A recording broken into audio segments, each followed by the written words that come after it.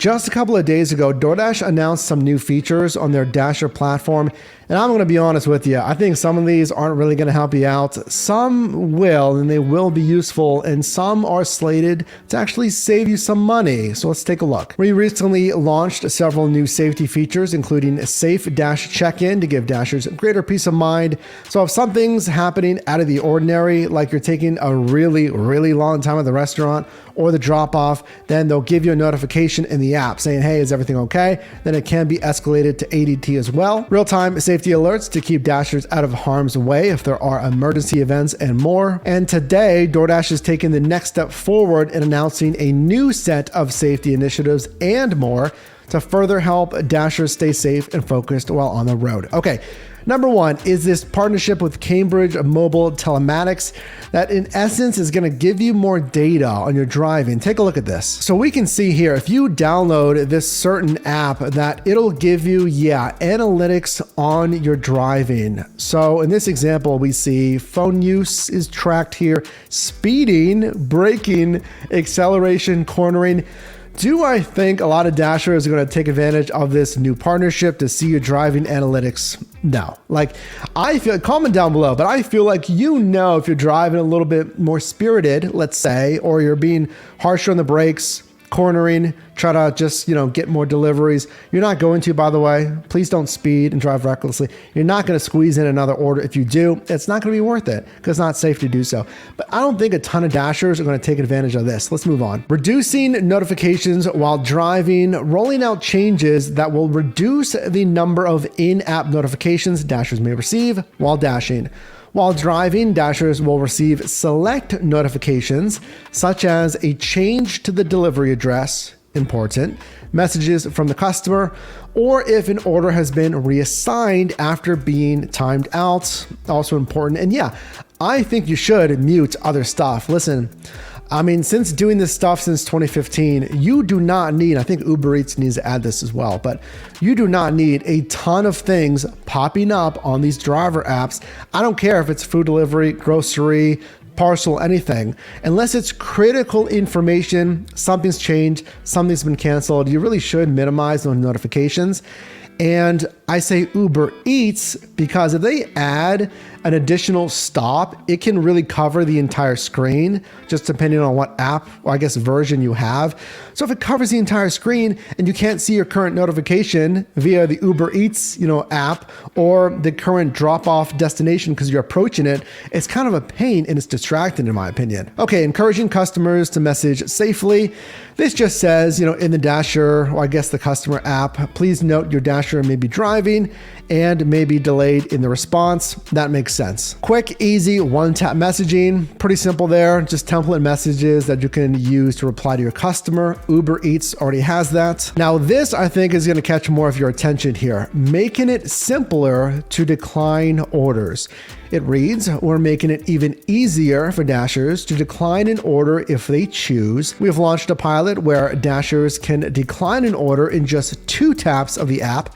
Importantly, Dashers can still decline an order without having to touch the app simply by not accepting the order. It's just letting the timer run out, and it's a more streamlined process rolling out through this year, 2023. So take a look here. Here's our order request. We're looking at the dollar-smile ratio, positioning the restaurant, if it's a good restaurant, how much time is it going to take as well. And then we have that decline button up top.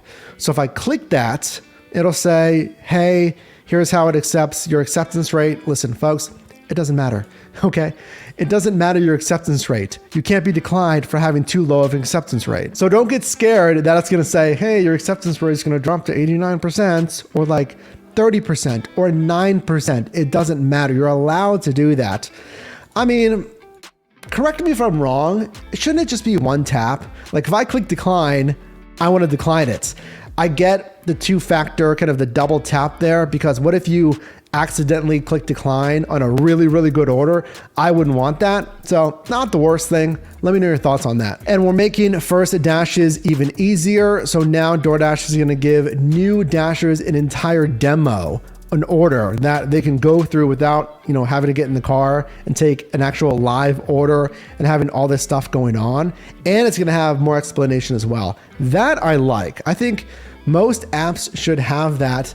And I know there's a good amount of them that already do, that have a walkthrough. And then one more update that was actually announced. This is on DoorDash's official blog, the same day here, that they're partnering with GasBuddy app integration. So take a look here. This is what it's going to look like. So obviously, if you're using a gas vehicle within the DoorDash app, and now you'll be able to integrate to see gas prices. I mean, since doing this stuff since 2015, I know in the last, 4 years, I believe we've had this, if not the same thing, partnering with someone else that basically does the same thing. So this isn't necessarily new, but I guess it's a new partnership with GasBuddy for 2023. So let me know if this would be helpful, because there are other apps that do this as well, but it's integrated with DoorDash. Let me know your thoughts on that. So overall, my verdict on that, really the first driver app update that we've seen in 2023. In addition, I should say, to the new order screen. I hope you know how to do that over here. Click the card to learn how to actually identify that new screen if you're getting in here. It's okay. I mean, the cancellation thing is, the decline thing's easier. The GasBuddy integration is nice because you want to save money, obviously, when you're driving. The safety measures are always good because, like, for me, safety is number one. For you, when you're out there, I want you to be safe, number one. But I get it, right? Because not all updates are going to be huge or directly related to pay, because like safety updates are always good, right? Safety is number one on any of these gigs. But in Q2 and Q3, I would really like to see something that's kind of imaginative with peak pay incentives. I feel like challenges kind of fell flat on DoorDash. Something that directly moves the needle when it comes to earnings for drivers. Now, I do like the different order types. I mean, now more than ever, we have more order types on DoorDash, from grocery to now package, returns, to the food delivery, to convenience with Dash Marts. So that's good. I would like to see something that's even more, again, I guess creative when it comes to the pay and the bonus pay. So let me know, which one of these would you actually use that you like to see? Do any of these really move the needle for you as a Dasher? And yeah, what would you like to see in Q2, Q3? Or even, I don't know, sooner? Let me know. And should it relate to new pay incentives? Let me know. Drop a like in this video. You can click or tap the screen right here for my newest video, as well as a video recommended for you. And I'll see you in the next one.